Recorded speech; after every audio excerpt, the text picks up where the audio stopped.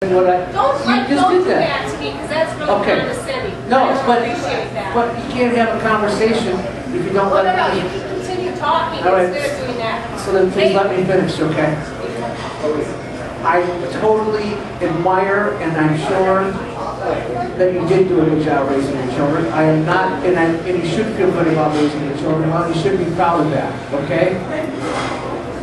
What I'm trying to argue tonight is not that you did a bad job, okay? That's not what I'm saying. And I'm not saying that because there are broken families, all of those people from broken families are therefore condemned. I did not say that. The idea you can call us broken. Well, we are not broken. We are not a broken family. Okay, I'm sorry, I misunderstood. That's very offensive. Okay, I'm sorry. I thought you said you raised the children alone. What did I miss? That doesn't mean that we're broken. Broken means that there's something that okay. we're under some disability when I use the term broken, I mean stop with that verbiage. No, I'm going to define my terms when I say broken. I think that's a very offensive term. Well, I'm sorry I'm offending you, but I'm using the term to mean something. The term broken, as I'm using it, means if are no longer living together in the family, I use the term broken because that is not an integrated family anymore, okay? And that's why I use that term. Now, I'm sorry if I offended you, but I will continue to use that because that's how it is being. If we keep changing words in order to not offend people, we can't communicate anymore, okay? But once again, I'm not here to condemn people whose families are broken. What I'm here to say is... Did you just say that again? I'm not here condemning, because I know you've been offended by what I said, but I don't want you to feel like I'm condemning people whose families have broken apart. Marriages we are not broken. As I said, I'm not here to condemn people whose families have come apart for one reason or another. I'm here to say what is the Christian ideal and how we need to keep working towards it, because our society in general has come away from it. In order to repair a broken society, which I believe our society is, I think we need to work back towards the Christian ideal.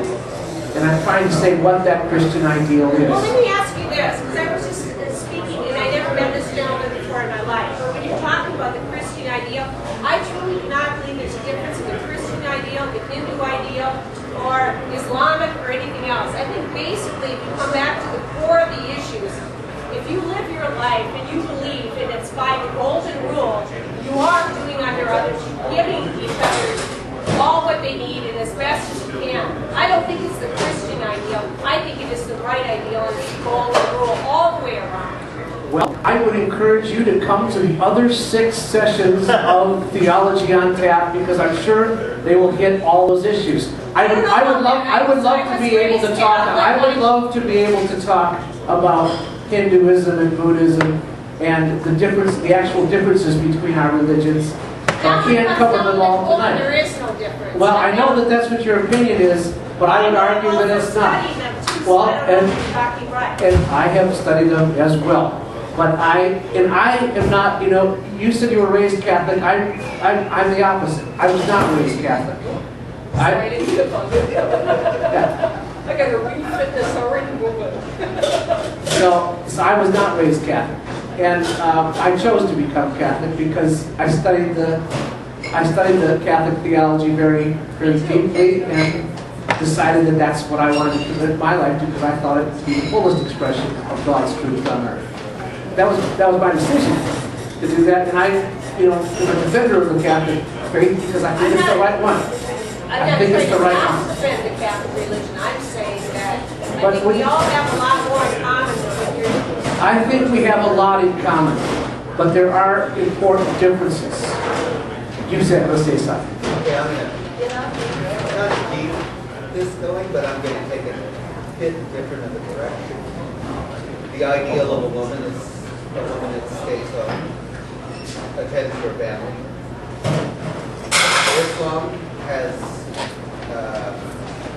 prescriptions for modesty. They encourage their women to stay out of the workplace, stay at home, be devoted to the family. Are Christian women that have more interests outside the home less ideal than, say, Muslim women, who, as you're saying, there's, I think that what you're saying is that the women's movement has contributed to the breakdown of the family, maybe a little bit. I am specifically saying that the women's movement has contributed to break down the family.